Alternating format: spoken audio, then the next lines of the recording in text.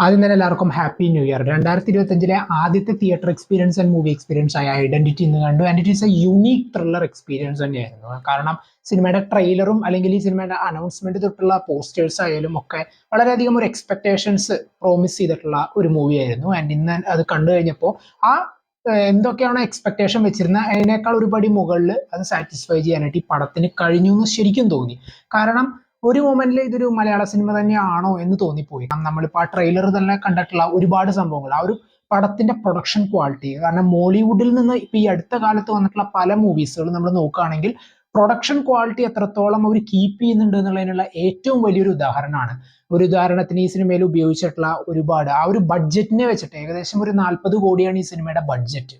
ആ ഒരു ബഡ്ജറ്റിനുള്ളിൽ നിന്നുകൊണ്ട് എന്തൊക്കെയാണോ സിനിമയിലേക്ക് കൊണ്ടുവരേണ്ടത്, ഈവൻ ആ സ്ക്രിപ്റ്റിൽ കൊണ്ടുവരേണ്ടത് കാര്യങ്ങളായാലും ശരി, ഈവൻ ആ ഒരു സിനിമയിലുള്ള മൊത്തത്തിലുള്ള സംഭവങ്ങൾ, അതായത് ആ പ്രൊഡക്ഷനിൽ കൊണ്ടുവരേണ്ട ഒരുപാട് ആ ടെക്നിക്കൽ സൈഡ് ആൻഡ് ആ ഒരു മേക്കിംഗ് ആൻഡ് എക്സിക്യൂഷൻ വൈസ് ഒക്കെ വളരെയധികം എഫേർട്ട് ഇട്ടിട്ടുള്ള ഒരു മൂവി തന്നെയായിരുന്നു. ആൻഡ് ഇപ്പോൾ പെർഫോമൻസിലേക്ക് വന്നു കഴിഞ്ഞാൽ ടൊവിനോ ആൻഡ് വിനയ് റായ് രണ്ടുപേരും അവരുടെ അനുസരിച്ചുള്ള നല്ല പോലുള്ള പെർഫോമൻസ് കാഴ്ചവെച്ചു.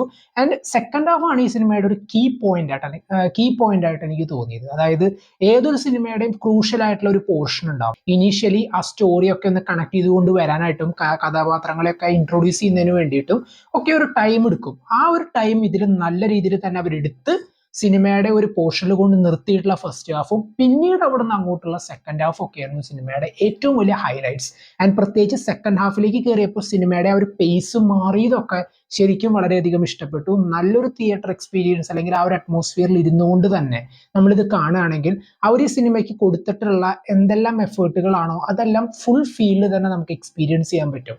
ഇപ്പോൾ ഒരു ഉദാഹരണത്തിന് ആ ട്രെയിലറിൽ തന്നെ നമ്മൾ കണ്ടിട്ടുള്ള ഒരു ആക്ഷൻ സീക്വൻസ് ഉണ്ട് ഈ സിനിമയിൽ.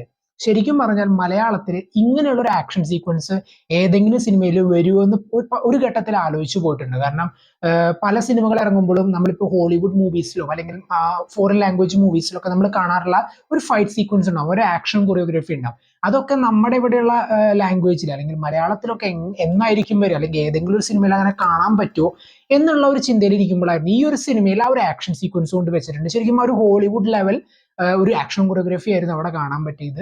ടോവിനോന്റെ ആ ഒരു ഫ്ലെക്സിബിലിറ്റി, ആ ഒരു ആക്ഷൻ കൊറിയോഗ്രഫിയിലത്തെ ഫ്ലെക്സിബിലിറ്റി ആ ഒരു ഫിസിക്ക് മെയിൻറ്റെയിൻ ചെയ്തിട്ടുള്ളതൊക്കെ ശരിക്കും ആ ഒരു സീനിൽ കാണാൻ പറ്റിയിരുന്നു.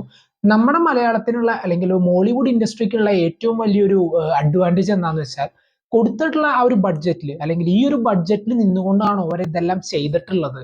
അല്ലെങ്കിൽ ഒരു ബിഗ് ബഡ്ജറ്റ് പടങ്ങൾ നമ്മൾ ഇറങ്ങുമ്പോൾ പലപ്പോഴും കാണുന്ന കാര്യമുണ്ട്, സ്ക്രിപ്റ്റ് ഒരു വഴിക്ക് ഇതിലത്തെ ബഡ്ജറ്റ് എവിടേക്കാണോ നമ്മൾ യൂട്ടിലൈസ് ചെയ്തെന്നുള്ളൊരു ചോദ്യമാണ്. പക്ഷെ ഇവിടെ വരുമ്പോൾ കൊടുത്തിട്ടുള്ള ബഡ്ജറ്റ് ഇത്ര രൂപയിലാണ് ഇങ്ങനെയുള്ള കാര്യങ്ങളൊക്കെ സെറ്റ് ചെയ്തിട്ടുള്ളത് എന്നുള്ള ഒരു ആൻസർ നമുക്കുണ്ട്. ആൻഡ് അതിനുള്ള ഏറ്റവും റീസെന്റ് ആയിട്ടുള്ള ഒരു എക്സാമ്പിൾ ആണ് ഐഡന്റിറ്റി എന്ന് പറയുന്ന മൂവി. ആൻഡ് ഈ സിനിമയുടെ ഡയറക്ടേഴ്സ് ആൻഡ് സ്ക്രീൻ പ്ലേ, അല്ലെങ്കിൽ ഈ ഒരു റൈറ്റേഴ്സ് ആയിട്ടുള്ള അനസ് ഖാൻ ആൻഡ് അഖിൽ പോൾ, ഇവർ രണ്ടുപേരും ഒരുപാട് റെഫറൻസുകളും അല്ലെങ്കിൽ ഒരുപാട് ടൈം എടുത്ത് അല്ലെങ്കിൽ ആ ഒരു എഫേർട്ട് ഇതിലേക്ക് മാക്സിമം ഇംപ്ലിമെന്റ് ചെയ്യാനായിട്ട് ശ്രമിച്ചിട്ടുണ്ട്. അത് ഈ സിനിമയിൽ കാണാനുണ്ട്.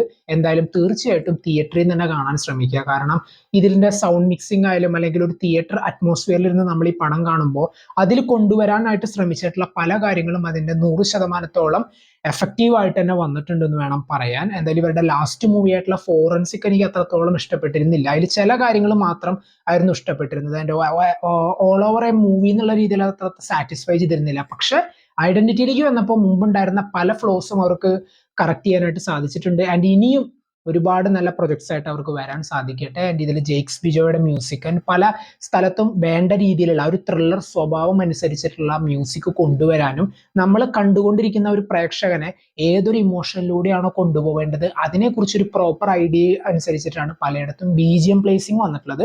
എന്നെ നല്ല പോലെ തന്നെ വർക്കൗട്ട് ആയിട്ടുണ്ട്.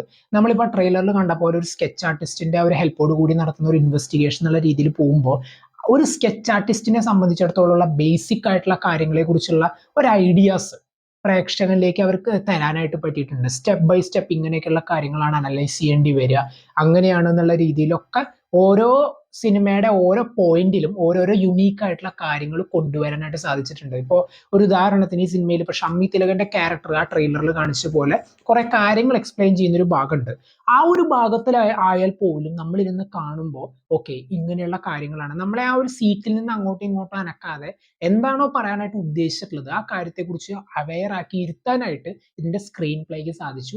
ആൻഡ് സെക്കൻഡ് ഹാഫിലേക്ക് കയറുമ്പോൾ എനിക്ക് പറയാനുള്ളത് എവിടെ പോലും നമ്മൾ ചെറിയ രീതിയിലൊരു ഡിസ്ട്രാക്ഷൻ ഉണ്ടായാൽ പോലും നമുക്ക് പെട്ടെന്ന് അതിൽ എന്താണ് ക്രൂഷ്യലായിട്ട് പറഞ്ഞു പോയ കാര്യം എന്നുള്ളത് മനസ്സിലാക്കാനായിട്ട് പറ്റാത്ത ഒരു അവസ്ഥയുണ്ടായിരുന്നു. പക്ഷെ അത് പ്രേക്ഷകരിൽ അധികം ഉണ്ടാകാതിരിക്കാനായിട്ട് ഇതിന്റെ റൈറ്റേഴ്സ് ആൻഡ് ഡയറക്ടേഴ്സ് ശ്രദ്ധിച്ചിട്ടുണ്ട്. കാരണം ഇപ്പോൾ ഒരു പോയിന്റിൽ വെച്ചിട്ട് ഇപ്പോൾ നമ്മൾ അങ്ങോട്ടും ഇങ്ങോട്ടും നമ്മുടെ ശ്രദ്ധ പോയി കഴിഞ്ഞിട്ട് ഇപ്പോൾ അവിടെ എന്താണ് അവർ ഉദ്ദേശിച്ചിട്ടുള്ളത് എന്നുള്ള ഒരു ഡൗട്ട് നമുക്ക് വന്നു എന്ന് വരാം. പക്ഷെ തൊട്ടടുത്ത പോയിന്റിൽ സ്റ്റോറി ടെല്ലിങ്ങിൽ അത് കറക്റ്റ് ചെയ്ത് കൊണ്ടുപോകാനായിട്ട് ഇതിന്റെ മേക്കേഴ്സ് ശ്രദ്ധിച്ചിട്ടുണ്ട്. ആൻഡ് തീർച്ചയായിട്ടും തിയേറ്ററിൽ തന്നെ കാണാൻ ശ്രമിക്കുക. നല്ലൊരു തുടക്കം തന്നെയാണ് 2025 മോളിവുഡിനെ സംബന്ധിച്ചിടത്തോളം ഇപ്പോൾ ഉണ്ടായിട്ടുള്ളത്. എന്തായാലും നല്ല സിനിമകൾ ഇറങ്ങട്ടെ, നല്ല സിനിമകൾ വിജയിക്കട്ടെ. എന്തൊക്കെയായിരുന്നു നിങ്ങൾക്ക് പടത്തെക്കുറിച്ചുള്ള അഭിപ്രായം? കമന്റ് ബോക്സിൽ നോട്ട് ചെയ്യുക.